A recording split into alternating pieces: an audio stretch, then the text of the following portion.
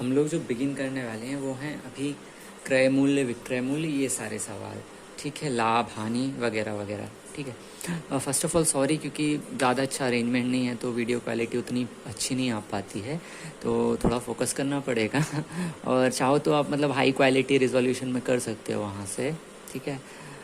चलो शुरू करते हैं। एक स्टोर में लागत मूल्य के 25% लाभ पर घड़ी बेची जाती है, ठीक है, बेची जाती है, सेल है, ठीक है। विक्रय मूल्य पर लाभ का प्रतिशत कितना होगा? देखो अब यहाँ पे कोई नंबर नहीं दिया, सिर्फ एक नंबर दिया है 25%। तो हम क्या मान लेंगे, माना लागत मूल्य और क्रय मूल्य क्या होता है, एक ही बात होती है। अब देखो बिजनेस कर रहे हो आप, कोई भी चीज़ का, कोई चीज़ खरीद रहे हो किसी भाव में, फिर उसको बेच रहे हो, ज़्यादा में बेच रहे हो तो प्रॉफिट होगा, कम में बेचोगे तो लॉस होगा, ठीक है। तो क्रय मूल्य मतलब जितने में खरीदा है आपने, अब ये अजम्पशन ले रहा हूँ, अजम्पशन क्या ले लिया, 100 रुपये का अजम्पशन ले लिया कि भाई 100 रुपये में आपने खरीदी है। अब बेचा कितने में होगा, तो उसमें दिया है कि 25% लाभ पर घड़ी को बेचा जा रहा है, 25% प्रॉफिट में बेच रहा है, तो विक्रय मूल्य कितना हो जाएगा? विक्रय मूल्य 25%, तो 100 का 25% कितना हो जाएगा, 125 रुपये में बेची गई होगी, करेक्ट, क्योंकि उसी हिसाब से। तो वो बोल रहे हैं कि विक्रय मूल्य पर लाभ का प्रतिशत कितना होगा। करना कुछ नहीं है इसमें, लाभ हानि का कंसेप्ट नहीं है इसमें, प्रतिशत का कॉन्सेप्ट है, परसेंटेज का कॉन्सेप्ट है, ठीक है। परसेंटेज के कॉन्सेप्ट के हिसाब से विक्रय मूल्य पर निकालना है, तो बेस में चला जाएगा 125, ठीक है।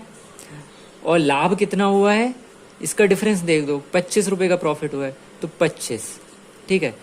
परसेंटेज निकालना है, 100 से गुणा करना पड़ेगा, करेक्ट।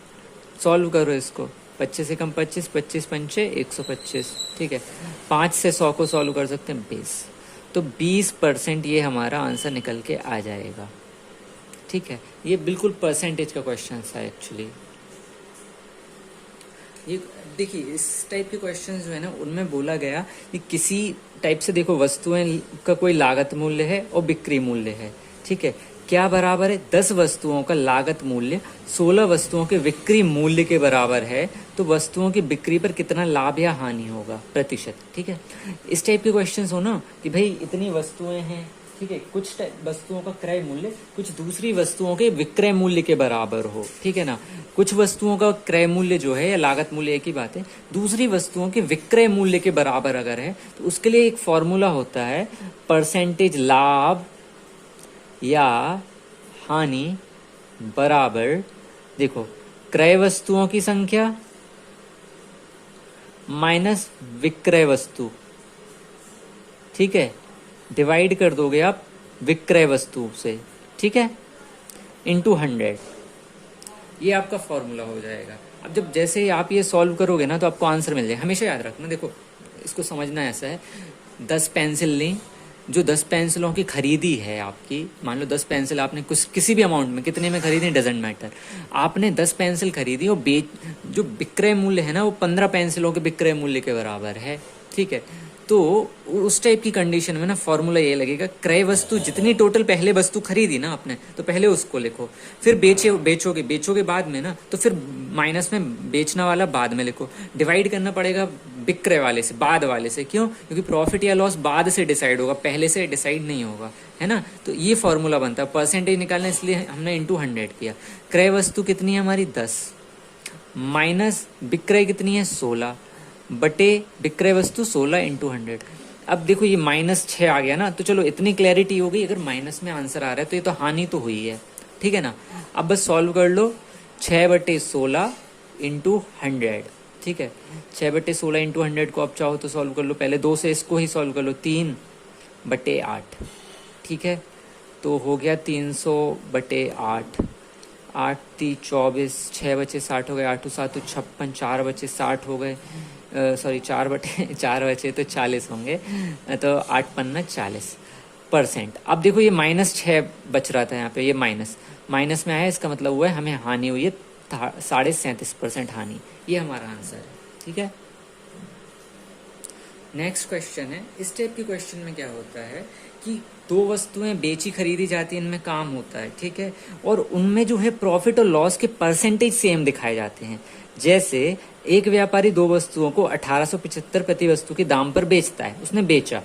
यदि एक वस्तु पर 25% लाभ हो और दूसरी पर 25% की हानि हो। देखो परसेंट प्रॉफिट और लॉस बराबर दिखाया हुआ है, 25% प्रॉफिट हो रहा है, दो प्रोडक्ट बेचे उसने, एक में 25% का लाभ हो रहा है, एक में 25% की हानि हो रही है, ठीक है। तो देखो जब दोनों, तो हानि तो होगी नियम से, ठीक है ना, तो हानि का मान कितने रुपए में होगा, तो हानि निकालियो ना, कुल हानि, ठीक है। तो उसका फॉर्मूला होता है, वो रट लो आप तो, ठीक है। ये क्योंकि ना ये चैप्टर जो पूरा फॉर्मूला बेस्ड है मोस्टली, ठीक है, तो फॉर्मूला ध्यान में रहेंगे ना तो इजीली होगा। देखो कुल हानि क्या होती, दोनों वस्तुओं का विक्रय मूल्य, जो दोनों वस्तुएं उसने बेची ना, क्योंकि सेम प्राइस में बेच रहा है, विक्रय मूल्य बटे 100, और हानि का जो परसेंटेज है, या परसेंटेज जो है ना उसको हम मान लो x ले लेते हैं, x का होल स्क्वायर, ये पूरा स्क्वायर -1, बस ये एक फॉर्मूला होता है। यहाँ पे x क्या है, परसेंटेज है, ठीक है, x है परसेंटेज, 25%, तो यहाँ पे 25 रख देंगे। देखो अभी इसको फर्दर सॉल्व कर लो, दोनों वस्तुओं का विक्रय मूल्य कितना है, दो वस्तुएं हैं, एक प्रत्येक को 1875 में बेचा, ये 1875 है, ठीक है, 1875, ठीक है, डिवाइड बाई 100/25, ठीक है, ब्रैकेट में इसका स्क्वायर -1, बस इसको सॉल्व कर लो, कुछ नहीं करना। 18 दूनी 36, 3750 बटे 100/25 कितना, अंदर ही सॉल्व हो जाएगा, 4 का स्क्वायर 16 -1 15, 15 से इसको सॉल्व कर लो, 15 दूनी 30, 7 बचे 75, 15/75 250, कुल हानि उसको होगी 250 रुपए की, दोनों प्रोडक्ट पे हुई है ये हानि। बोल दें अगर वो कि एक प्रोडक्ट की बता दो तो बस डिवाइड कर दो, 125 एक प्रोडक्ट पे हानि होगी। नेक्स्ट क्वेश्चन पढ़ते हैं, किसी वस्तु को 15% लाभ पर 1725 रुपए में बेचा जाता है, यदि इसे 15% की हानि पर बेचा जाए तो विक्रय मूल्य क्या होगा। देखो दो फॉर्मूला लगा के हम इसको सॉल्व करेंगे, बेसिक फॉर्मूलाज हैं, ध्यान भी रखेंगे, इससे रिवाइज भी हो जाएंगे और दिमाग में भी रहेंगे। पहले 15% लाभ पर 1725 में बेचा गया, तो क्यों ना हम क्रय मूल्य निकाल लें, क्रय मूल्य बराबर विक्रय मूल्य, ठीक है। फर्स्ट हमारी अप्रोच रहेगी कि हम जो ये नॉर्मल क्रय मूल्य है ना ये निकाल लेते हैं, विक्रय मूल्य इंटू 100, ये हमारा फॉर्मूला है, बटे में 100 प्लस लाभ परसेंट, चूंकि यहाँ पे लाभ हुआ है ना, हानि होता है तो हानि वाला फॉर्मूला यूज करते हैं, उसमें माइनस करना पड़ता है, ठीक है। अब विक्रय मूल्य कितना है, 1725 इंटू 100 बटे 100 प्लस लाभ परसेंट, 100 15 115, ठीक है। सॉल्व कर लो इसको, 5 से गया 20, 23 से ये जाएगा 23 पंचा 115, 23 के 138, 161, 7 11 बचे 115, 75 इंटू 20, ये आ जाएगा हमारा 1500, ठीक है। ये हमारा क्रय मूल्य आ गया, जो फर्स्ट हाफ सेगमेंट है कंप्लीट हो गया। अब बोल रहा है कि यदि इसे 15% की हानि पर बेचा जाए तो विक्रय मूल्य क्या होगा। विक्रय मूल्य का फॉर्मूला लगा दो, ठीक है, हानि वाला विक्रय मूल्य, अगर हानि हुई है ना तो उस केस में हमारा फॉर्मूला हो जाता है क्रय मूल्य इंटू 100, माइनस में होगा हानि परसेंट, ठीक है, और डिवाइड में जाएगा अपना 100, ठीक है।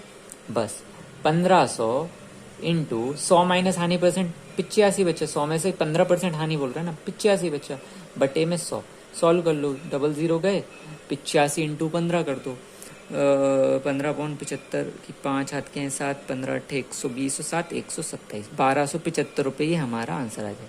दो फॉर्मूला है, देखो लाभ हुआ है और हानि हुई है, इन दोनों को ध्यान में रखना है। लाभ होता है तो क्रय मूल्य का फॉर्मूला क्या है, विक्रय मूल्य इंटू 100 डिवाइड बाई 100 प्लस लाभ परसेंट, अगर हानि होती है तो 100 माइनस हानि परसेंट हो जाएगा, ठीक है। और विक्रय मूल्य क्या होता है हानि के केस में, क्रय मूल्य इंटू 100 माइनस हानि परसेंट डिवाइड बाई 100, ठीक है। तो इस तरीके से ये होता है, अगर यहाँ पे लाभ होगा तो 100 प्लस लाभ परसेंटेज हो जाएगा विक्रय मूल्य वाले सेगमेंट में, ठीक है। चलो अगला क्वेश्चन है सिस्टमेटिकली इन द सेंस, मतलब एक क्रम में चल रहा है। ए ने कोई चीज खरीदी, बी को कोई प्रॉफिट पे बेची, बी ने कोई वही सेम चीज सी को किसी भाव में बेची, तो इस तरीके से एक चेन चल रही है, एक सीक्वेंस चल रहा है, ठीक है। तो उसमें एक फॉर्मूला है जो पूरा काम में आएगा हमारा, पहले फॉर्मूला बता देते हैं फिर क्वेश्चन सॉल्व कर लेंगे। अंतिम मूल्य या फाइनल प्राइस जो होगा, प्रथम मूल्य गुणा 100 प्लस लाभ या हानि परसेंट, तो चूंकि यहाँ पे लाभ है, ठीक है, तो ये एक सीक्वेंस चलेगा उसमें, ठीक है ना। अंतिम मूल्य बराबर से चलेगा फिर इंटू वही 100 प्लस लाभ परसेंट, ये अगले वाले का है सेकंड प्रोडक्ट का। तो इस तरीके से ये सीरीज चलती चली जाती है, ठीक है ना। लाभ क्योंकि यहाँ पे लाभ दिखाया हुआ इसलिए, अगर हानि होगा तो चेंज आ जाएगा। हमेशा जहाँ हानि की बात हो वहाँ माइनस यूज कर लिया करो, ठीक है। अब इसमें क्वेश्चन क्या बोल रहा है, एक साइकिल बी को 5% लाभ पे, बी उसे सी को ये क्वेश्चन में नंबर गलत लिख दिया था, ठीक है। एनीवे मेथड सेम ही रहेगी। अंतिम मूल्य बराबर प्रथम मूल्य इंटू 100 प्लस लाभ परसेंट इंटू 100 प्लस लाभ परसेंट या हानि परसेंट, ठीक है। इसमें क्या चलेगा, अंतिम मूल्य आया है हमारा 2310 दिया हुआ है, प्रथम मूल्य हमें निकालना है x, 100 प्लस लाभ परसेंट मतलब 100 प्लस 5 105/100, ठीक है। फिर अगली बार जो बी ने सी को बेचा है वो हो गया 10%, तो 110/100, ठीक है। इसको सॉल्व करना है हमें, तो इससे तो कर ही लो 22/20 21/20, ठीक है। x बराबर इस तरीके से हम सॉल्व करेंगे फर्दर, तो x यहीं पे रहा 2310 बटे इंटू में ये गया बटे में अपना आएगा 21 इंटू 22, नीचे चले जाएंगे ऊपर 400 आ जाएगा, ठीक है। इसको सॉल्व कर लो, 21 एकम 21 2 बचे 21 110 22 पंचे 110, तो x बराबर हमारा इस तरीके से 2000 रुपये आएगा। देखो इस क्वेश्चन का ना क्या था, ए ने बी को 5% लाभ पर बेचा, डी ने सी को 10% लाभ पे बेचा। यदि सी ने 2310 रुपये दिए हों, ठीक है, तो ए का लागत मूल्य निकालना है। तो फॉर्मूला होता है अंतिम मूल्य बराबर प्रथम मूल्य इंटू 100 प्लस माइनस लाभ या हानि परसेंट, तो अभी यहाँ पे लाभ ही लाभ हो रहा था इसलिए लाभ लिखा, इंटू 100 प्लस माइनस लाभ परसेंट, ऐसे चलता जाएगा जितनी भी सीक्वेंस चल रहे हो, ठीक है ना। तो हमारे पास ऐसे करके हमने क्या किया, 2310 बराबर x इंटू 105/100 फिर 110/100, ऐसे करके इसको सॉल्व किया, तो x बराबर 2000 रुपये हमारा इसमें आंसर आ गया। ये जो अगला क्वेश्चन हम पढ़ रहे हैं ना, किसी घड़ी को 340 रुपए के बदले यदि 350 में बेचा जाए तो 5% अतिरिक्त लाभ होगा, क्रय मूल्य निकालना है। देखो ये थोड़ा लॉजिकल क्वेश्चन है जो परसेंटेज से होगा एक्चुअली। देखो 340 के बदले अगर 350 में बेचे तो कितना लाभ बढ़ जाएगा, 5%। तो डिफरेंस कितना है दोनों में, लाभ का डिफरेंस बताओ। डिफरेंस जो है 10 रुपए है, 340 माइनस 350, 10 रुपए का डिफरेंस है ना। और परसेंटेज कितनी है, 5%। तो 5% बराबर 10 रुपए है, तो 1% कितनी हो जाएगी, 10/5, ठीक है। तो 1% अगर 2 रुपए है तो 100% कितना हो जाएगा, 2 इंटू 100, 200 रुपये नहीं हो जाएगा, सिंपली हमने 200 ही होगा। बिल्कुल इसी तरीके से हमारा नॉर्मल मैथमेटिक्स की जो हमने परसेंटेज की मेथड थी ना उससे सॉल्व किया इसको, है ना। 5% एक्स्ट्रा कितने रुपए के बन रहे हैं, 10 रुपए के। तो सिंपल ये है कि भाई 100%, 1% निकाल लिया 2 रुपए आ गया, तो 100% कितना होगा, 200 रुपए।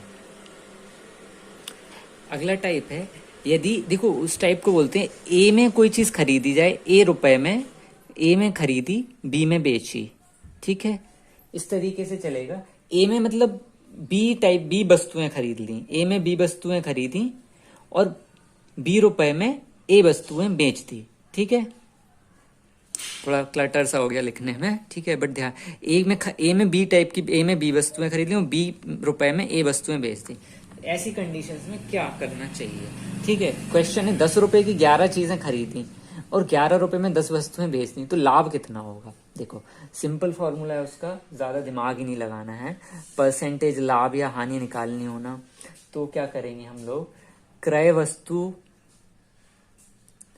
की संख्या का स्क्वायर, ठीक है, माइनस विक्रय वस्तु, तो यार मेरी हैंडराइटिंग बहुत गंदी है, सॉरी फॉर दैट, वस्तु की संख्या का स्क्वायर बटे, ठीक है, क्रय जो ए स्क्वायर माइनस बी स्क्वायर का फॉर्मूला होता है ना, बस थोड़ा वही चीज दिमाग में रखनी है। क्रय वस्तुओं की संख्या का स्क्वायर माइनस विक्रय वस्तुओं की संख्या का स्क्वायर बटे में होगा विक्रय वस्तुओं की संख्या का स्क्वायर, ठीक है। और परसेंटेज होती है तो इंटू 100 कर दो आंख बंद करके, ठीक है। बस यही दिमाग में रखना। क्रय वस्तुओं की संख्या कितनी है, 11, माइनस विक्रय कितनी हो रही है, 10 बेच रहा है ना, 10 का स्क्वायर बटे विक्रय कितना हो रहा है, 10 का स्क्वायर इंटू 100। इसको सॉल्व करो, 11 का 121 माइनस 100, 10 का स्क्वायर 100 हो जाएगा, 11 का 121, 10 का 100 इंटू 100, ये 100 तो वैसे भी जाएगा ही, ठीक है। 121 में से 100 चलेगा, 21% हमारा आंसर आ जाएगा, ठीक है। 21% हमेशा याद रखो, क्रय वस्तुओं की संख्या का स्क्वायर माइनस विक्रय वस्तुओं की संख्या का स्क्वायर डिवाइड में विक्रय वस्तुओं की संख्या का स्क्वायर इंटू 100, ये फॉर्मूला है इसका। ये क्वेश्चन है, 100 संतरे 350 रुपए में खरीदे और 48 रुपए दर्जन की दर से बेचे गए, प्रतिशत लाभ या हानि लिखो। देखो इनको लिख लो पहले एक क्रम में, 350 रुपए में 100 संतरे खरीदे गए, फिर 48 रुपए प्रति दर्जन, मतलब 48 रुपए, देखो पैसे पैसे पहले लिख लो और क्वांटिटी बाद में लिख लो, ठीक है। ये 48 रुपए के 12, ठीक है।